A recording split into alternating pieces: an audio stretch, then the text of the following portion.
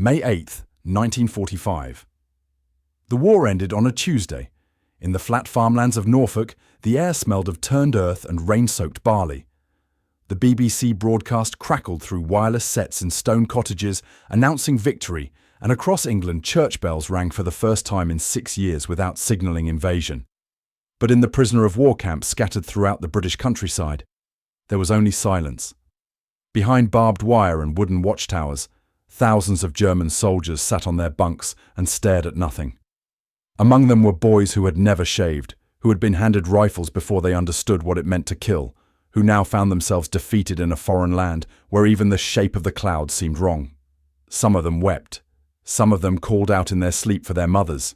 And in the farms surrounding these camps, British women who had lost sons and husbands to German bombs and bullets heard those cries and made a choice that would define the strange mercy of that peculiar summer. The youngest of these prisoners were 15, 16, 17 years old. They had been conscripted in the final desperate months of the Third Reich, when Germany's war machine devoured its own children to feed the front lines. The Hitler Youth had trained them since childhood to worship strength and to die without question.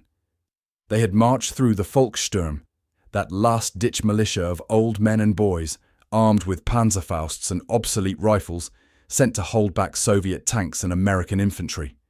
Many had never fired a weapon before they were captured. Many had been in uniform for less than 3 months. They had been taught that the British were subhuman, that surrender meant torture, that death was preferable to defeat.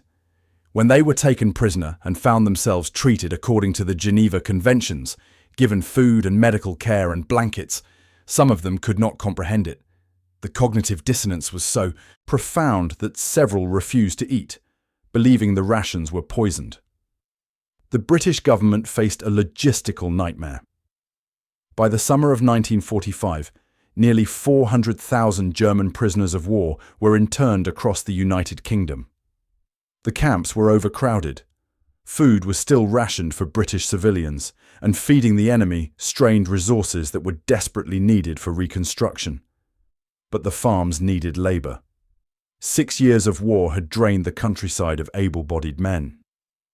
The Women's Land Army had done heroic work, but the harvest still required more hands than were available.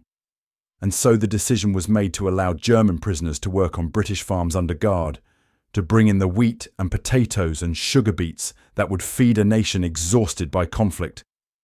The first time the German boys arrived at the farms, the British women did not know what to expect. They had been told these were the enemy, the same forces that had bombed London and Coventry, that had sent their husbands and sons home in coffins, or not at all. Some of the women had lost everything. Their homes had been destroyed. Their families had been shattered. They had every reason to hate. And yet, when the trucks rolled up and the young prisoners climbed down, thin and pale and terrified, something unexpected happened. The women saw not monsters but children. They saw boys who flinched at loud noises, who kept their eyes on the ground, who worked with a desperate intensity as if trying to prove they deserved to live. They saw boys who could not have been much older than their own sons, and some who were younger. One farmer's wife in Cambridgeshire later recalled the first morning a group of prisoners came to her fields. It was early June, and the dawn light was pale gold over the fens. The boys lined up in their threadbare uniforms, waiting for orders, and one of them, no more than 16, began to cry. Not sobbing, just silent tears running down his face while he stood at attention. She had intended to ignore them, to let the guards handle everything, to keep her distance. But she found herself walking over with a handkerchief, offering it without a word. The boy took it, his hands shaking, and whispered, "Danke," so quietly she almost missed it. She did not speak German, and he did not speak English, but in that moment language did not matter. She saw her own son, who had died at Dunkirk at 17, and she saw this German boy who might have killed him, and she saw only waste. Only the terrible arithmetic of war that subtracted the young to settle the debts of the old. The pattern repeated across hundreds of farms. The prisoners worked hard, perhaps harder than they needed to, driven by a mixture of gratitude and fear. They repaired fences, dug drainage ditches, harvested crops, mended equipment. They were punctual and obedient and polite. And slowly, carefully, boundaries began to blur. A farmer's wife in Yorkshire started leaving out extra food. Another in Devon began teaching a young prisoner English words while they worked side by side in the vegetable garden. In Sussex, a widow whose husband had been killed in North Africa found herself sitting at her kitchen table with a 17-year-old German boy, showing him photographs of her family and watching him show her a creased picture of his mother and sisters in Hamburg. They could barely communicate, but grief is a universal language. The guards noticed, but often looked the other way. Many of them were older men, veterans of the First War, and they understood something that the propaganda had tried to erase: that the enemy soldiers were not demons, but young men caught in circumstances beyond their control. The prisoners were not allowed to eat with the families, not allowed inside the homes except under strict conditions, not allowed to fraternize beyond what work required. But rules have a way of softening when enforced by people who have grown weary of cruelty. A cup of tea offered in the field. A kind word when a prisoner was injured. Small gestures that acknowledged shared humanity. Some of the boys had been in the Waffen-SS, that most fanatical branch of Hitler's military. Some had believed completely in the Nazi ideology and had to confront the collapse of everything they had been taught. The transition was not easy. There were prisoners who remained hostile, who clung to their indoctrination, who refused to accept that they had fought for evil. But for many of the youngest, the kindness of the British farm women created a crack in the armour of propaganda. They had been told that the British would torture and execute prisoners. Instead, they found women who reminded them of their own mothers, who scolded them for working too hard in the heat, who made sure they had enough to eat even when rations were tight. One account from a farm in Lincolnshire described a prisoner named Hans, 18 years old, who had been conscripted from his family's bakery in Bavaria. He arrived at the farm in July 1945, gaunt and silent, and for 2 weeks he spoke to no one except to acknowledge orders. The farmer's wife, a woman named Margaret, whose 2 sons had both been killed in the war, assigned him to work in the dairy.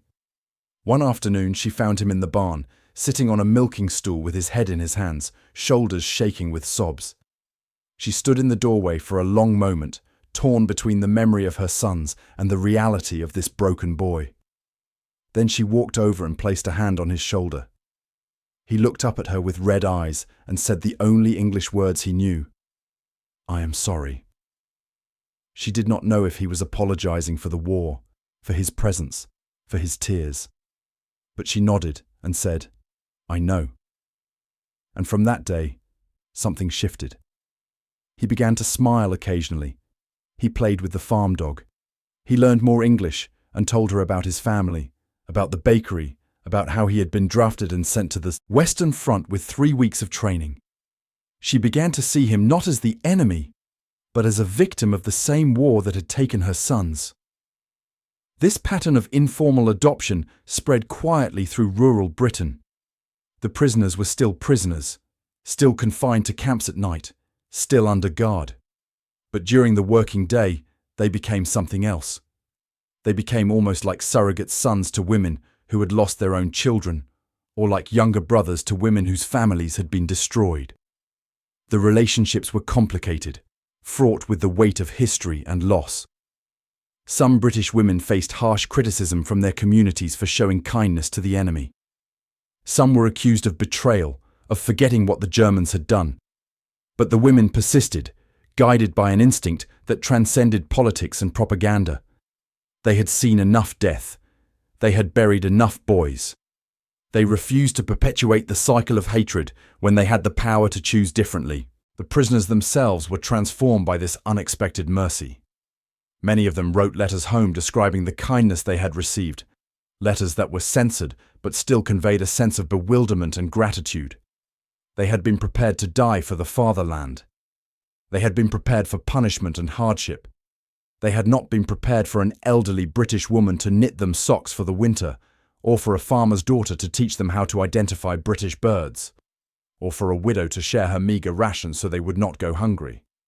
These small acts of humanity accomplished what no amount of propaganda could achieve. They revealed the lie at the heart of Nazi ideology, the claim that some human lives were worth more than others, that cruelty was strength and compassion was weakness. By the autumn of 1945, some of the prisoners had been in Britain for several months, and the routines of farm life had created a strange normalcy. They celebrated harvest, festivals alongside British workers. They learned English songs. They played football with local boys. The boundaries between captor and captive, between victor and vanquished, became porous in ways that would have been unthinkable a year earlier. And when the first prisoners were repatriated to Germany in 1946, some of them wept not from joy, but from sorrow at leaving the farms that had become more home than the rubble-strewn cities they were returning to. Not every story ended well. Some prisoners returned to Germany only to find their families dead, their homes destroyed, their entire world erased. Some struggled to reconcile the kindness they had received in Britain with the devastation their country had caused. Some British families could never forgive, could never see past the uniform to the human being wearing it. The trauma of war does not resolve neatly, and forgiveness is not a straight line. But in those farms across England, in that strange summer and autumn of 1945, something remarkable occurred. A generation of women who had every reason to hate chose instead to nurture. They looked at enemy soldiers young enough to be their sons and saw children who needed care. They chose to break the cycle, to plant seeds of peace in soil that had been fertilized with grief. The official records are sparse. The government documented the labor output, the logistical challenges, the eventual repatriation. But the personal stories, the quiet moments of connection between British farm women and German child soldiers were never meant for archives. They survive in family letters, in memoirs published decades later, in the memories of the prisoners who never forgot the kindness that saved them from despair.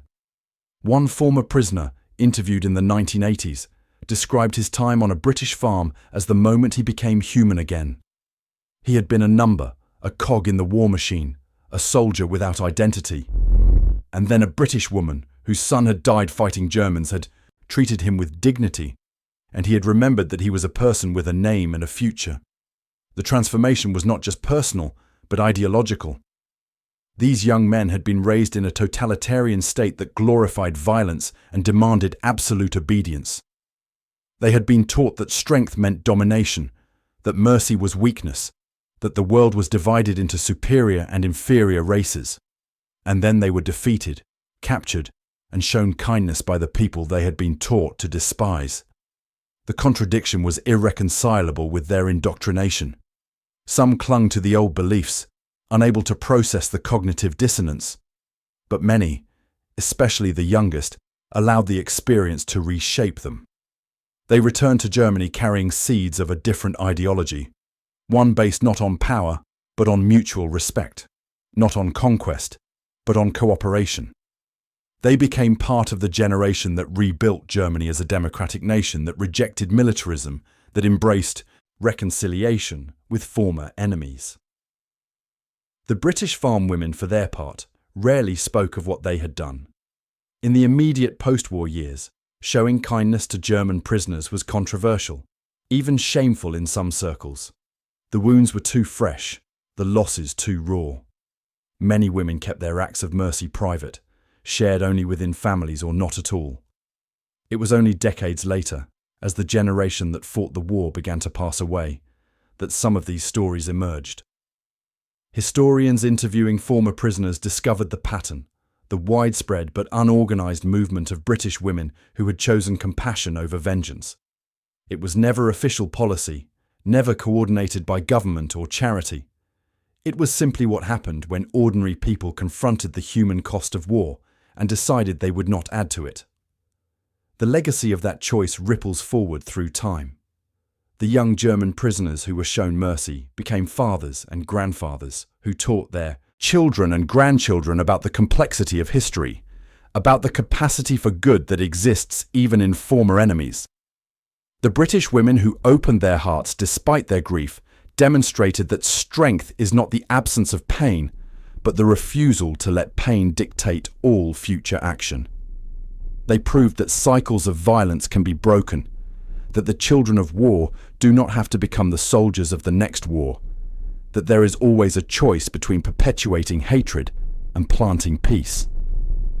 In the quiet fields of Norfolk and Yorkshire and Devon, where the barley still grows and the farmhouses still stand, there are no monuments to mark what happened in the summer of 1945. No plaques commemorate the farmers' wives who fed enemy soldiers from their own tables, who mended the uniforms of boys who might have killed their sons, who chose to see humanity in faces they had every reason to hate. History remembers the grand gestures, the treaties and declarations, the famous speeches and dramatic battles. But it often forgets the small mercies, the quiet rebellions against cruelty, the moments when ordinary people decide that enough is enough. The German child soldiers who cried for their mothers found those mothers, in a sense, in women who had lost their own children to the same terrible war. And in that unexpected communion of grief and grace, something essential about the human spirit was preserved. The choice to nurture rather than punish, to build rather than destroy, to remember that even enemies are someone's children. This is the foundation upon which peace is actually built, not in conference rooms, but in kitchens and fields and barns. It is the unglamorous work of reconstruction, the daily decision to treat others with dignity, even when every fibre of your being cries out for vengeance. It is the hardest and most necessary work of all. The war ended on a Tuesday in May, but the real victory came later, in the accumulated small decisions of people who chose, and mercy when they could have chosen cruelty, who planted hope when despair would have been easier, who remembered that ideology may divide nations, but humanity connects us all. In the end, freedom is not just the absence of oppression, but the presence of compassion. Abundance is not measured only in material wealth, but in the richness of spirit that allows us to forgive even the unforgivable. And the truest victory over fascism was not won on battlefields, but in the hearts of those who refused to let hatred have the final word, who saw broken boys in enemy uniforms and offered them not punishment, but the possibility of becoming whole again. That is the legacy that endures long after the guns fall silent, the legacy written not in stone, but in the transformed lives of those who were given a second chance to become human.